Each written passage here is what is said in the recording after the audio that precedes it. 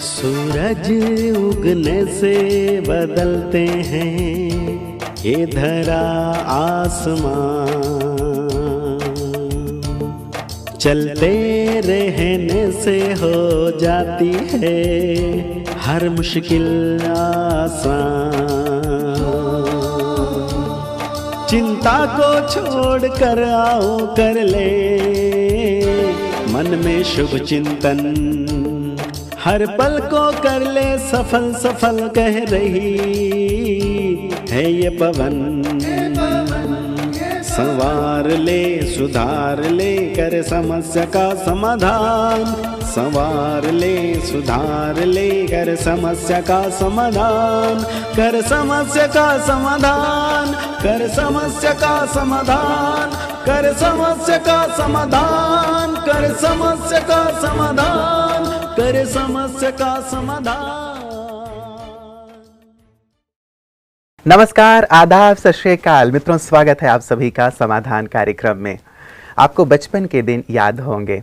बचपन में हम बहुत सारी हरकतें करते थे, शैतानियाँ किया करते थे और उन सब को याद करके मन में एक गुदगुदी सी होने लगती है। कभी कभी जब हम किसी ऐसी चीज़ को पकड़ लिया करते थे या मुंह में लेने की कोशिश किया करते थे जिससे कि हमें हानि हो सकती थी, तो माँ किचन से दौड़ के आती थी और वो चीज़ हमसे छीन लिया करती थी। और जब माँ ये चीज़ छीन लिया करती थी तो हम ज़ोर ज़ोर से रोने लगते थे, अपने पैर पटकने लगते थे और बहुत नाराज़ होते थे माँ पे कि माँ बहुत बुरी है, वो हमारी चीज़ें छीन लेती है। लेकिन आप जानते हैं वो चीज़ें क्यों छीन लेती थीं? क्योंकि उससे हमें हानि हो सकती थी। हो सकता है कि हमारा सिर फूट सकता था, हमारे हाथ में चोट आ सकती थी, हमारी आँखें जा सकती थीं। लेकिन बचपन में हम इस चीज़ को नहीं समझ पाते थे। लेकिन माँ जानती थी कि इस चीज़ से इसे बहुत ज़्यादा नुकसान होगा और हमारा रोना रोना रोना देखकर थोड़ी देर के बाद माँ क्या करती थी, कोई अच्छा सा खिलौना हमें दे दिया करती थी और हम फिर से खेलने में मस्त हो जाया करते थे।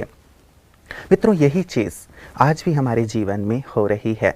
जब कोई चीज़, कोई वस्तु, कोई वैभव या कोई व्यक्ति हमें हानि पहुंचाने वाली होती है या भविष्य में हानि पहुंचा सकती है, तो नियति रूपी माँ और परमात्मा पिता वो चीज़ हमसे ले लेते हैं और तब फिर से हम वही करते हैं जो बचपन में किया करते थे। हम पैर पटकने लगते हैं, रोने लगते हैं, चीखने चिल्लाने लगते हैं, निराश हो जाते हैं और किसी हद तक तो जान देने की बात भी सोचने लगते हैं।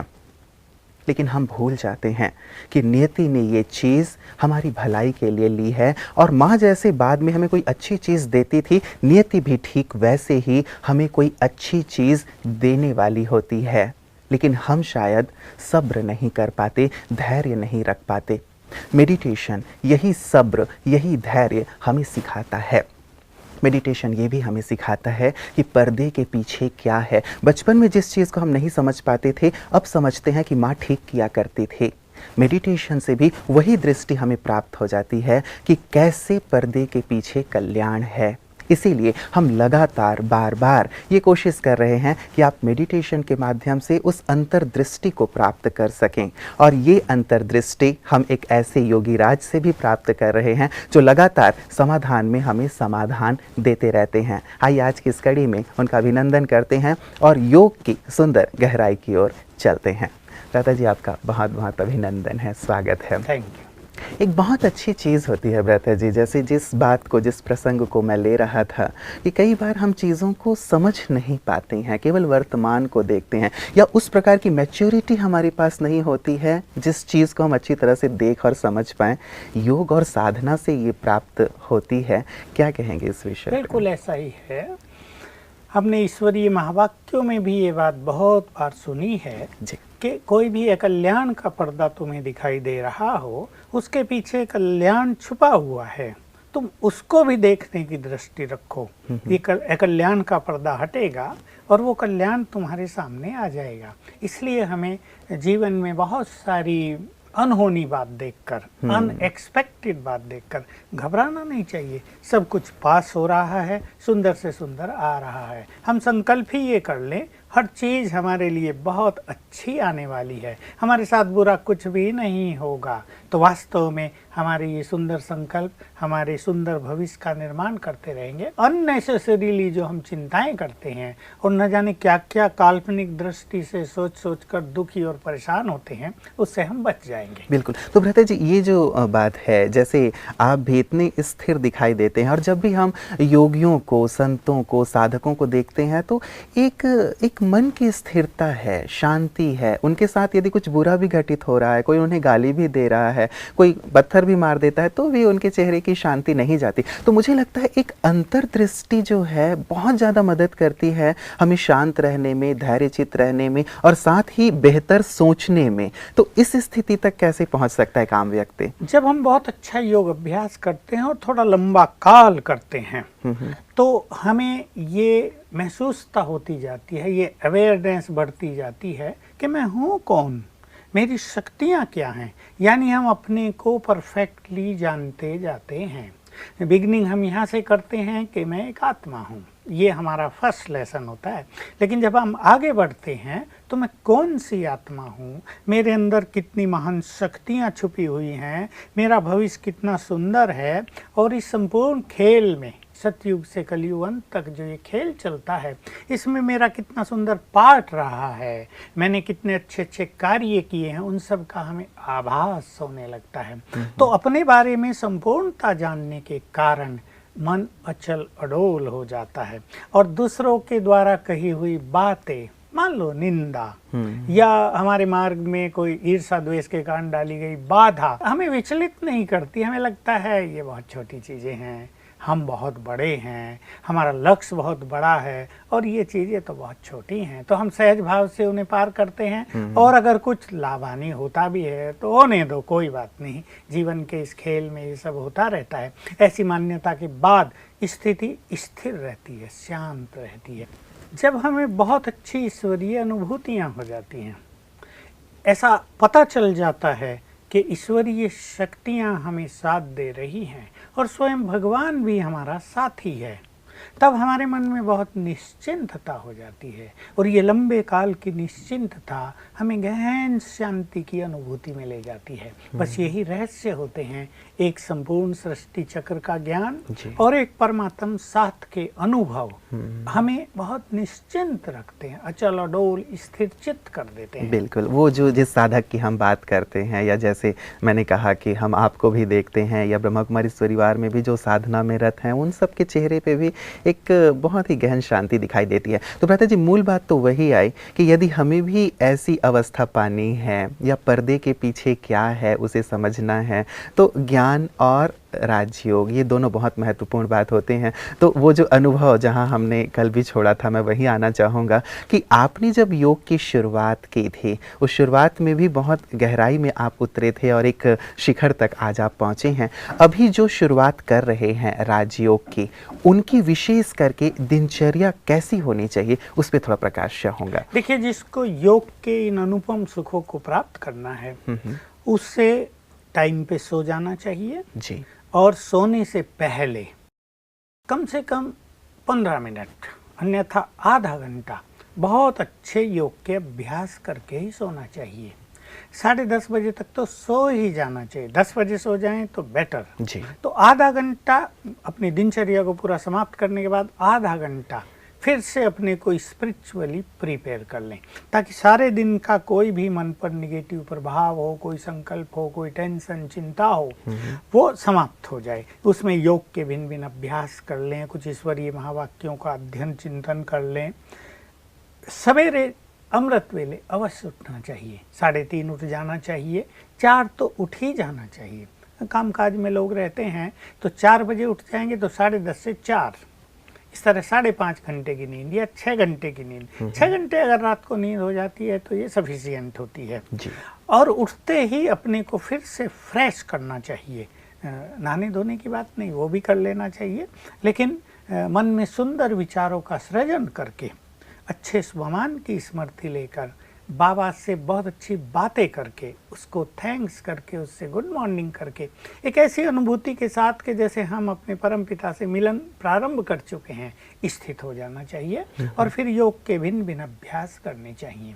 एक तो इसमें बहुत दृढ़ता होनी चाहिए, क्योंकि सवेरे का जो ये समय होता है ये न केवल हमारे मन शांत हैं इसलिए महत्वपूर्ण है, लेकिन बहुत महत्वपूर्ण ये है कि हमारे परम पिता और परम सद्गुरु अपनी ओर से हमें बहुत कुछ देने के लिए तैयार बैठे हैं कि जो मेरे पास आएगा मैं परम सद्गुरु रूप से उसे अनेक वरदान और शक्तियाँ प्रदान करूँगा। हम उसी समय परमात्मा प्यार का अनुभव कर सकते हैं। तो ऐसा हमें जान लेना चाहिए और मान लेना चाहिए कि ये 4 से 5, पौने 5 का जो समय है सवेरे का या 3:30 से, ये हमारे और हमारे परम पिता के बीच के मिलन का समय है। उस मिलन में जो सुख होगा हम उससे बात कर सकते हैं, बहुत सारी चीज़ें जो हम चाहें अपने परम पिता के संबंध में वो कर सकते हैं। इसका रस लेना चाहिए और अपने मन को ऐसे सुंदर संकल्प दे देने चाहिए जिससे सारा दिन उन पर चलता रहे जी। उसके बाद जैसे 5 बजे से और 6:30, कहीं पौने 7, कहीं 7 ईश्वरीय महावाक्य हमारे आश्रम में सुनाए जाते हैं, उनके लिए अवश्य जाना चाहिए तैयार होकर। बीच में अगर मान लो किसी को सारे दिन में बहुत काम करना और आधा घंटा वो रेस्ट चाहता है, रेस्ट भी उसे कर लेना चाहिए ताकि ब्रेन उसका फ्रेश रहे, फिर ईश्वरीय महावाक्य सुने बहुत अच्छी तरह से। मेरे को अपने जीवन का बहुत बड़ा रस प्राप्त हुआ है ईश्वरीय महावाक्य सुनने से, जिसको हम मुरली कहते हैं, ज्ञान की मुरली।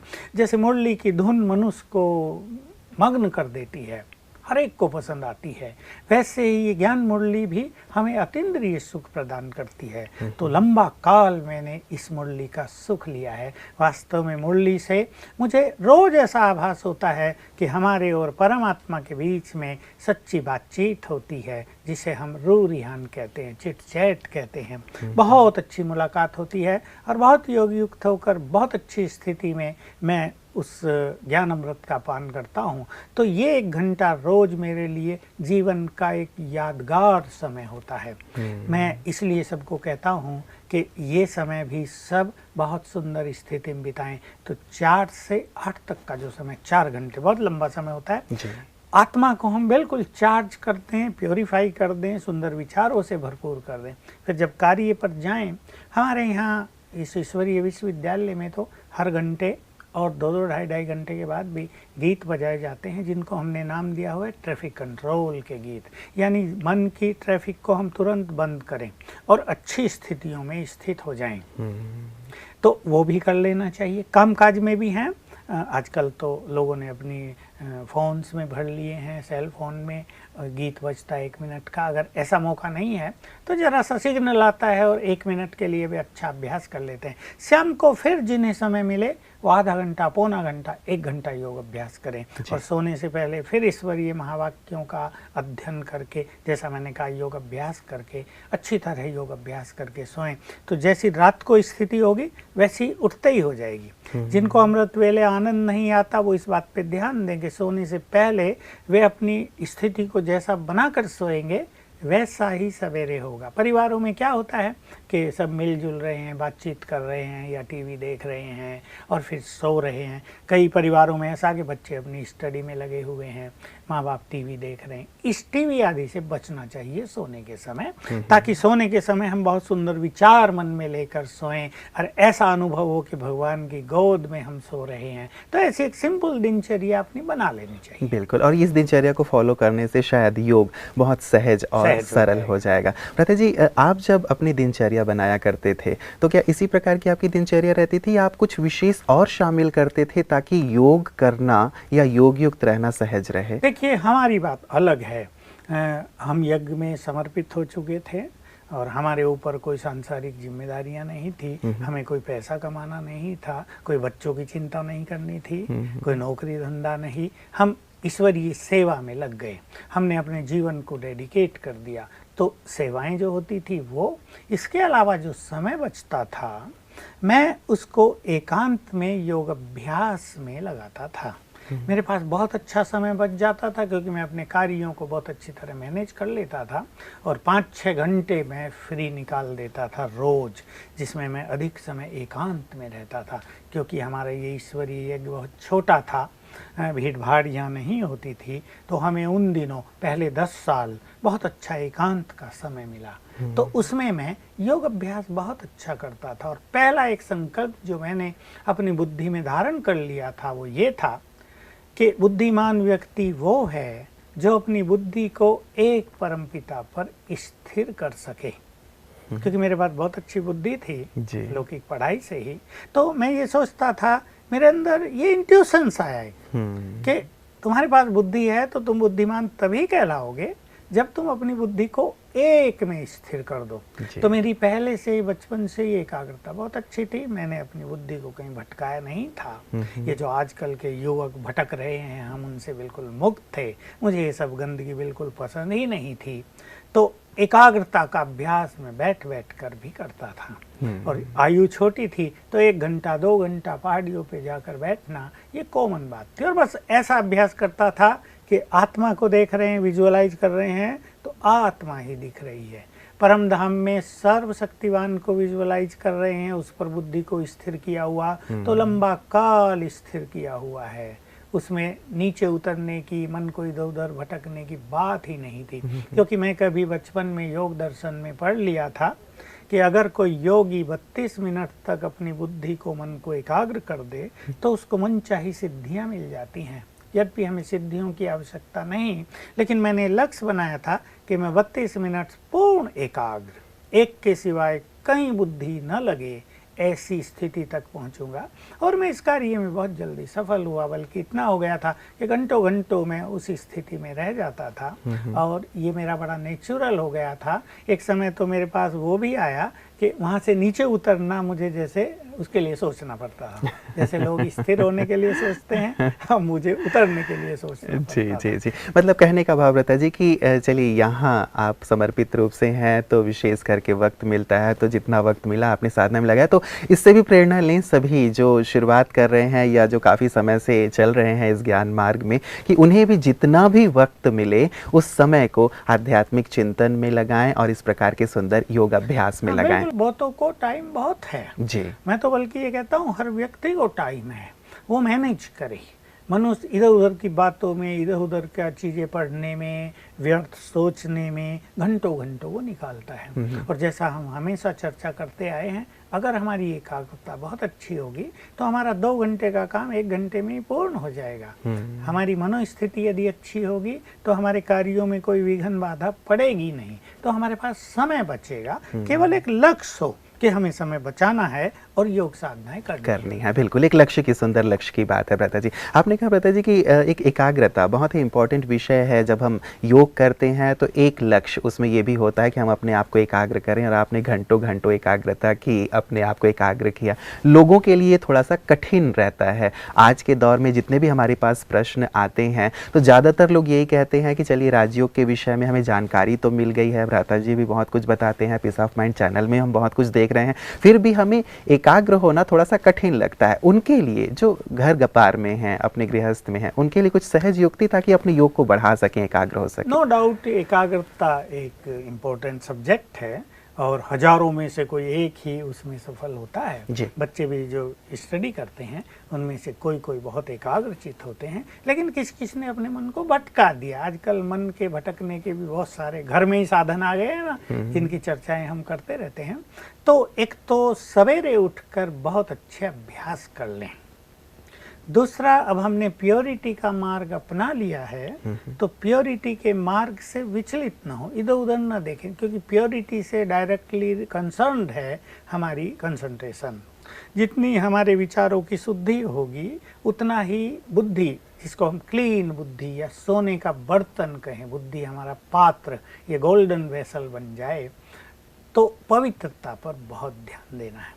तीसरी चीज़ मैं कहूँगा कि जिन लोगों को बहुत सोचने की आदत है, छोटी बात आई और सोचना प्रारंभ हो गया, निगेटिव थिंकिंग चलने लगा, उन्हें पहले अपने निगेटिव थिंकिंग को पॉजिटिव में बदलना चाहिए। तो धीरे धीरे मन की स्पीड कम होती रहेगी। साथ में मैंने कहा भी था कि मैं 5 बार रोज ईश्वरीय महावाक्य पढ़ता था, तो घरों में जो बहनें माताएं रहती हैं या काम धंधों में जो भाई रहते हैं वो ऐसी कुछ बातें अपने पास रख लें कि 2-2 मिनट भी कुछ पढ़ लिया करें। तो वो जो पढ़ने वाली चीज़ है उससे हमें इतने अच्छे ईश्वरीय महावाक्य मिल जाते हैं, उनका बल हमारी कई तरह की जो विचारधाराएं चलती हैं, जो टेंशन होती है या जो चिंताएं होती हैं उनको नष्ट कर देता है। इस पर भी बहुत ध्यान देना चाहिए। साथ साथ भोजन और नींद, हमेशा योगियों को ये जानना चाहिए कि योग के मार्ग में वही व्यक्ति सफल होता है जो न बहुत सोता है न बहुत कम सोता है, दोनों चीज़ें, न बहुत ज़्यादा खाता है न बहुत कम खाता है। जिसकी शयन, सोना, रेस्ट और डाइट दोनों में बैलेंस है, वो व्यक्ति सहज योगी बन सकता है। जो ज़्यादा खाएंगे ज़्यादा सोएंगे, सुस्ती आएगी।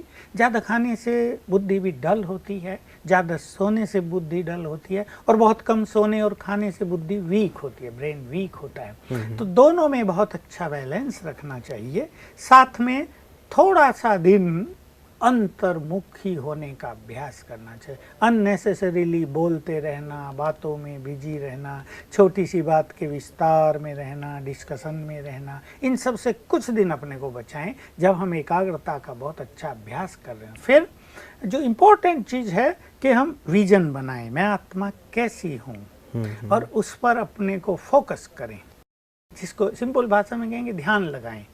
10 सेकंड से प्रारंभ करें, 10 सेकंड आत्मा को विजुअलाइज करें, फिर 10 सेकंड परमात्मा को करें। ये क्रम 10 मिनट तक अभ्यास करें। तो ये जो प्रैक्टिस है ये भी हमारी एकाग्रता को बहुत सरल करेगी। बिल्कुल, तो ये सारी चीज़ें, कुछ धारणाएं और कुछ अच्छी प्रैक्टिस। लता जी, आपने जब ये अभ्यास की और आपने कहा भी कि जब कोई योगी 32 मिनट तक अपने आप को एकाग्र कर लेता है तो बहुत सारी जो सिद्धियां हैं वो प्राप्त हो जाती हैं। आपने तो घंटों घंटों अपने आप को एकाग्र किया, तो जानना चाहेंगे ये सीक्रेट कि आपको कौन कौन सी सिद्धियां प्राप्त हुई? क्योंकि ये सीक्रेट है इसलिए इसको सीक्रेट ही रहने किया जाए, और इन चीज़ों का वर्णन तो किया जाता ही नहीं। नो डाउट योग के मार्ग पे चलने से हमें कई तरह की शक्तियाँ और सिद्धियाँ प्राप्त हो जाती हैं। मैं इसमें ये और करता था जो मैं आपको बताना चाहूँगा अपने दर्शकों को, कि मैं जहाँ भी देखता था कि मन बुद्धि को भटकाने वाली कोई भी चीज़ है, वहाँ से मैं अपने को सेफ करता था। मान लो कोई व्यक्ति ही बहुत बोलने वाला मेरे पास आता है, तो मैं कोशिश करता था कि उसकी बातों को जल्दी से जल्दी समाप्त किया जाए। एक सुंदर रहस्य ये है कि कर्मेंद्रियों का रस अगर मनुष्य को बहुत होता है, सुनने का रस, देखने का रस, बोलने का रस, खाने पीने का रस, घूमने फिरने का रस, ये जो कर्मेंद्रियों के रस हैं, सांसारिक रस हैं, ये भी हमारी एकाग्रता को नष्ट करते हैं। मुझे एक बहुत अच्छी अनुभूति हुई थी कभी, मेरे पास कुछ चीज़ें गिफ्ट के रूप में आई थी, मैंने उनको रखा था जब तक हमारी दादियाँ कहीं बॉम्बे गई हुई थी, वो आए, और मेरे को इच्छा रहती थी, हम छोटे थे ना, ये चीज़ बहुत अच्छी है, ये मैं रखूँगा। तो मैंने देखा, ये बिल्कुल बहुत सुंदर अनुभव था कि वस्तुओं की अधिकता हमारी एकाग्रता को समाप्त करती है। मैंने तुरंत ख्याल किया ये वस्तुएं कुछ नहीं, विनाशी हैं, मुझे इनकी ज़रूरत नहीं, तो मैं सब दे दिया। तो इच्छाएं और आसक्तियां हमारी एकाग्रता को नष्ट करती हैं, ऐसा मुझे आभास हुआ। मैंने उनको तत्काल त्याग दिया। तो ऐसी बहुत सारी चीज़ें मैं अपने को जैसे चेक करता था तुरंत, जैसे लेबोरेटरी रही मेरा जीवन, कि जहाँ जहाँ भी मन की एकाग्रता भंग होती है उसका पता मुझे चलना चाहिए, और मुझे फट से पता चलता था। एक और बात हुई, कोई एक बूढ़ी माता हमारे पास आई, वो बहुत बोलती थी, उसको दिमाग थोड़ा आधा था, लड़ती भी थी, बोलती भी थी, हमसे उसका बड़ा प्यार था। आके बैठ गई किचन में और बातचीत करने, बहुत हंसी मजाक, बोलना जोर जोर से, थोड़ी हाफ माइंडेड थी। तो मेरे को ना योग, जैसे योग में डिस्टरबेंस हुआ ना, तो उसके अवगुण पे दृष्टि गई कि ये कैसी है, और लंबे समय तक एकाग्रता भंग हो गई। यहाँ से मैंने सीखा कि नो, किसी के भी अवगुण नहीं देखने, नहीं तो हमारी एकाग्रता मुश्किल होती जाएगी। तो ऐसे अवगुणी दृष्टि हटाई। इस तरह बहुत जो नेचर होती है मनुष्य की, इधर देखने की, उधर देखने की, उसकी अवेयरनेस होती गई कि ये सब अननेसेसरी चीजें हैं, इनको मनुष्य नहीं जीवन में होना कोई चाहिए। आवश्यकता भ्राता जी, तो नहीं। क्या आपको लगता है कि जो साधना के मार्ग में आप चल रहे हैं, जो अपने योग को, अपनी एकाग्रता को बढ़ाना चाहते हैं, उन्हें भी इस प्रयोगशाला में अपने आप को डालना पड़ेगा? क्योंकि मुझे ऐसा प्रतीत होता है कि व्यक्ति जब तक खुद प्रयोगशाला में जाके प्रयोग नहीं करता, तब तक वो अपनी कमियों कमजोरियों को नहीं समझ पाता और दूर भी नहीं कर पाता, जब तक कि वो उसे रियलाइज ना करे और जब तक उसकी आवश्यकता महसूस ना बिल्कुल, करे। ये सत्य बात है कि हर व्यक्ति को अपने जीवन को एक लेबोरेटरी बनाना चाहिए, नॉट ओनली फॉर कंसंट्रेशन और राज योगा प्रैक्टिस, लेकिन एक जीवन के लिए भी, जीवन में सुख शांति के लिए, सफलता के लिए, परिवारों में एक आनंद छाया रहे उसके लिए भी, कि गलती कहाँ हो रही है उसको ठीक किया जाए।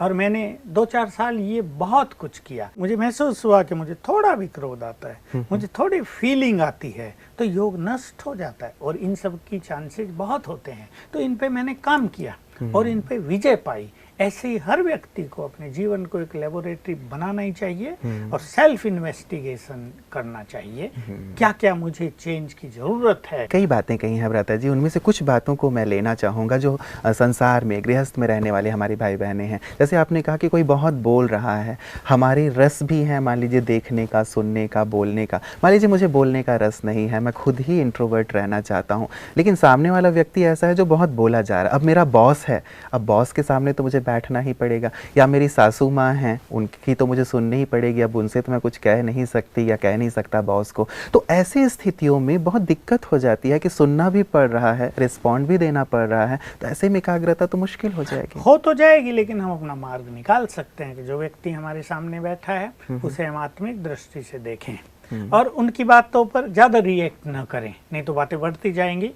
और अच्छे स्वमान का अभ्यास करें, आप देखेंगे कि दूसरा व्यक्ति जल्दी शांत हो जाएगा। भ्राता जी, सचमुच बहुत गहरी बातें हैं और आपके अनुभवों से ये चीज़ें चूँकि सीखने को मिल रही हैं, तो बहुत छोटी छोटी चीज़ें, जैसे आपने कहा कि यदि किसी के अवगुण पे भी ध्यान हमारा चला गया तो निश्चित रूप से हमारी एकाग्रता भंग हो जाएगी। मुझे लगता है कि इतनी सूक्ष्म बात तो शायद अब तक लोगों ने ध्यान दी भी नहीं होंगी, और भी सूक्ष्म बातें आपसे जानते रहेंगे योग के विषय में। आज के लिए बहुत बहुत आपका शुक्रिया।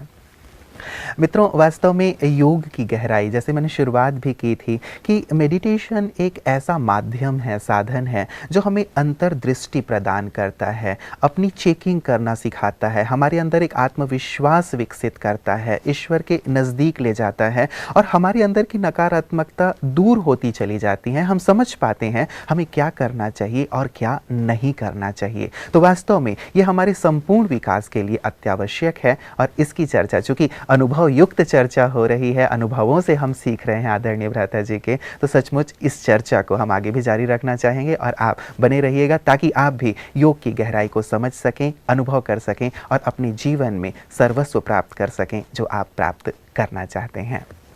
नमस्कार।